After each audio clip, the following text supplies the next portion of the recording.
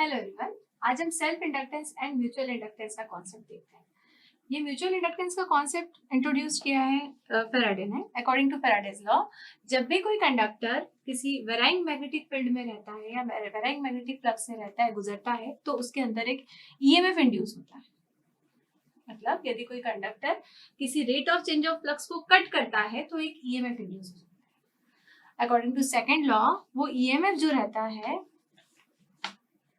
वो प्रोपोर्शनल होता है d phi by d t के, या voltage is equal to N d phi by d T.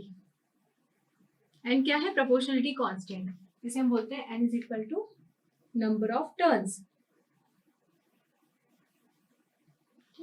Phi क्या है? फाई फ्लक्स है, फ्लक्स पर टर्न। ठीक है, ये वेबर में है, नंबर तो कोई यूनिट नहीं है। ठीक, तो एक और चीज हम जानते हैं, वो क्या जानते हैं? एक तो सबसे पहले इसको हम इस तरह से भी लिख सकते हैं, ये वाली इक्वेशन को, इक्वेशन 1 को हम इस तरह से भी लिख सकते हैं, v is equal to d d t of N phi.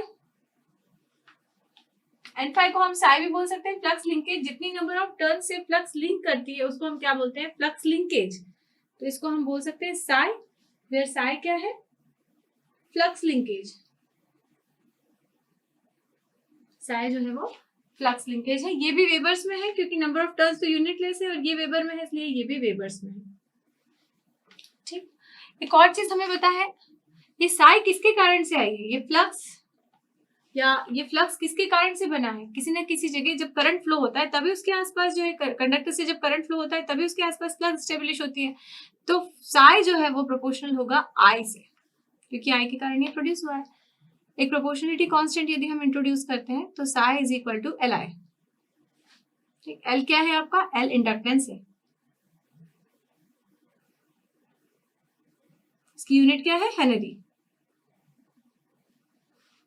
जब इंडक्टर की बात करते हैं तो हमें ये पता है कि इंडक्टर के क्रॉस वोल्टेज क्या होता है? L D I by D T. Inductor के क्रॉस वोल्टेज क्या होता है? L D I by D T. मान लीजिए हमारे पास में एक सर्किट है, इस तरह से दो कॉइल्स है हमारे पास। यहां से करंट I1 फ्लो हो रहा है, N1 नंबर ऑफ टर्न्स यहाँ की है, N2 number of turns second coil की है।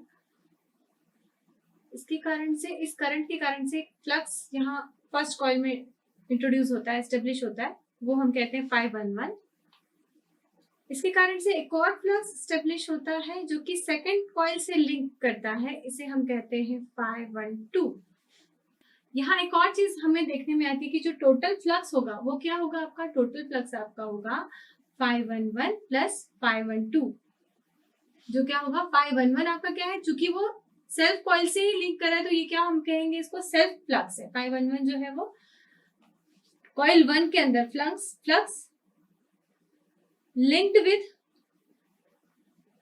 कॉइल 1, इसे आप क्या कहेंगे? Leakage flux. Leakage flux. और एक होता है फाई 1 जो कि फ्लक्स कहाँ लिंक हो रहा है? सेकंड कॉइल में। फ्लक्स लिंक्ड विद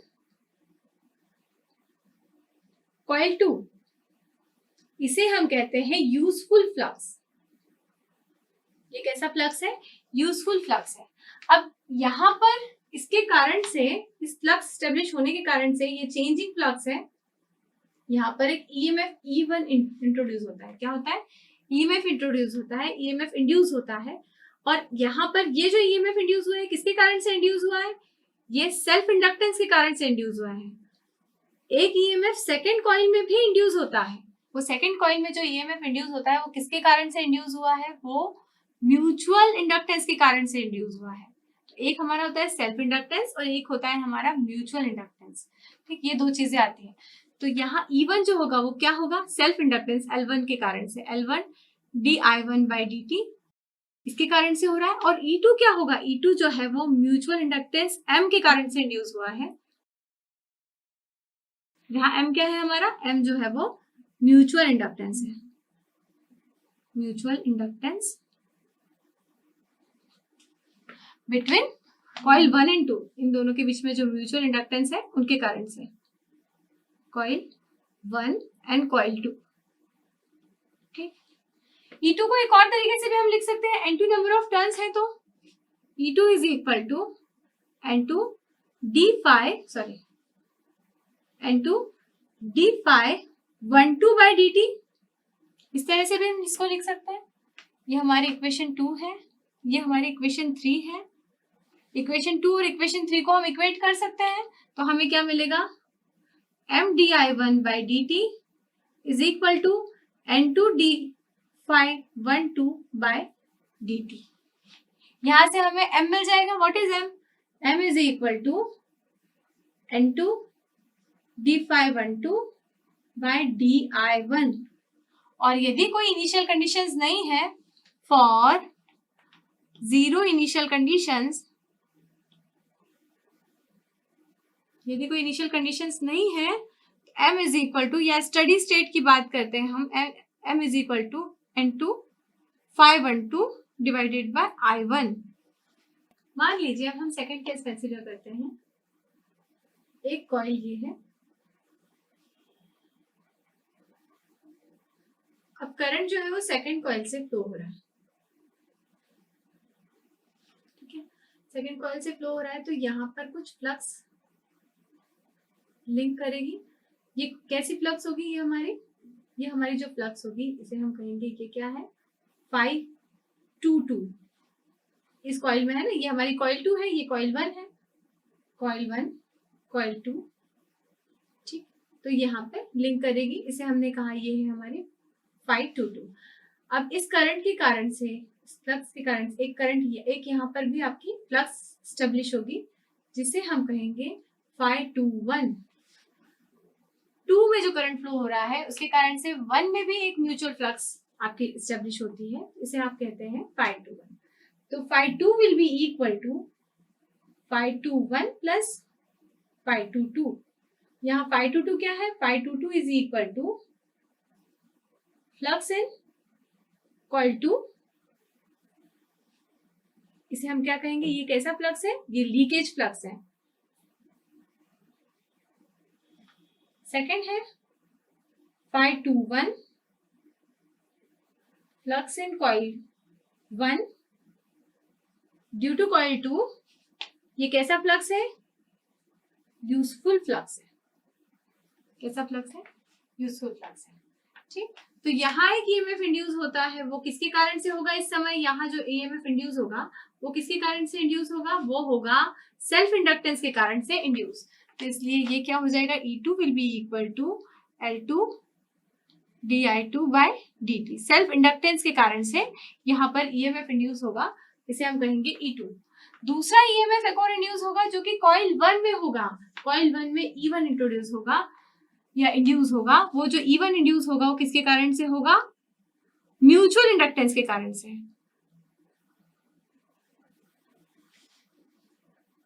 यहाँ पे जो करंट फ्लो हो रहा है, ठीक है, उसके कारण से एक फ्लक्स यहाँ पर एस्टेब्लिश हुई कॉइल 1 में भी, और म्यूचुअल इंडक्टेंस के कारण से एक ईएमएफ E1 यहाँ पर इंड्यूस हुआ। हमें पता है E1 एक और क्या होता है? इस वेराइंग फ्लक्स के कारण जो कि फर्स्ट कॉइल में लिंक हो रहा है, इसके कारण से इंड्यूस हो रहा है। तो हमें क्या पता है कि यहाँ N1 d phi 2/1 by dt, ये जो 2/1 है इसे क्या बोला हमने? phi 2/1। इस 2/1 के कारण से E1 इंड्यूस हो रहा है, तो इसलिए हम इसको ये कहेंगे। इसे हम कहते हैं 4, इसे हम कहते हैं 5। तो इन दोनों को जब हम कंपेयर करते हैं तो हमें क्या मिलेगा? m di2 by dt is equal to N1 d phi 2/1 by dt। इन दोनों को जब हम कंपेयर करेंगे तो हमें मिलेगा, तो यहाँ से m क्या मिलेगा हमको? m मिलेगा N1 d phi 2/1 by di2। या फिर यदि जीरो इनिशियल कंडीशन है हमारी, जीरो इनिशियल कंडीशन के लिए क्या होगा? जीरो इनिशियल कंडीशंस के लिए या स्टडी स्टेट की बात करें हम, तो हमें क्या मिलेगा? m is equal to N1 phi 2/1 by I2। I2 current के कारण से ही phi 2/1 जो है वो एस्टेब्लिश हुआ है। ये म्यूचुअल इंडक्टेंस, इसके पहले जो हमने कॉइल 1 में जब हमने सप्लाई दिया था और तब म्यूचुअल इंडक्टेंस निकल के आया था 2 में, इन दोनों को यदि हम मल्टीप्लाई करते हैं इन दोनों इक्वेशंस को, तो हमें क्या मिलेगा? m² is equal to N1 phi 2/1 by I2 into N2 phi12 by I1। यहाँ हम एक और कोफिशिएंट जो है कपलिंग कोफिशिएंट उसे इंट्रोड्यूस करते हैं। Coefficient of coupling K is equal to phi12 by phi1 which is equal to phi21 by phi2। इसे हम ये भी इंट्रोड्यूस करते हैं। ये क्या कहलाता है आपका useful flux upon total flux, कि आपका है coupling coefficient which is equal to useful flux divided by total flux. Primary की बात करेंगे हम फर्स्ट कॉइल की, तो क्या हो जाएगा phi12 आपका यूजफुल फ्लक्स था डिवाइडेड बाय टोटल फ्लक्स क्या था phi1 था। कॉइल 2 की बात करें, यदि कॉइल 2 में सप्लाई था तो phi21 क्या था वो यूजफुल फ्लक्स था और phi2 क्या था वो टोटल फ्लक्स था। तो useful flux divided by total flux आपका कपलिंग कोफिशिएंट होता है which is usually less than और इक्वल टू 1। इसे मैं कह देती हूँ इक्वेशन 6 है मेरी, ये इक्वेशन 7 है। तो इक्वेशन 7 से मुझे क्या मिल रहा है, फ्रॉम इक्वेशन 7 मुझे क्या दिखाई दे रहा है, phi12 इज इक्वल टू क्या है k into phi1। phi12 is equal to क्या है k into phi1। Similarly phi21 is equal to क्या है k into phi2। phi21 is equal to k into phi2। हमें क्या करेंगे, ये जो वैल्यूज आपकी मिली हैं इसे इक्वेशन 8 बोल दीजिए। तो इक्वेशन 8 इन इक्वेशन 6 हम यहाँ पे सब्स्टिट्यूट कर देते हैं phi21 और phi12 की वैल्यू। तो हमें क्या मिलेगा, m² will be equal to n1।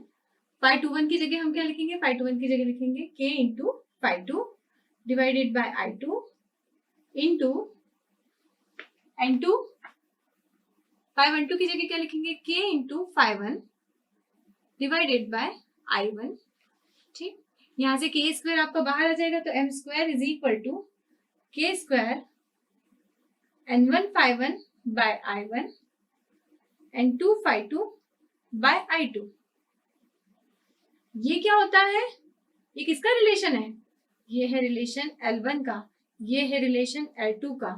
तो मैं यहाँ बोल सकती हूँ m² is equal to k² L1 L2, और एक और चीज बोल सकती हूँ m is equal to plus minus k under root of L1 into L2।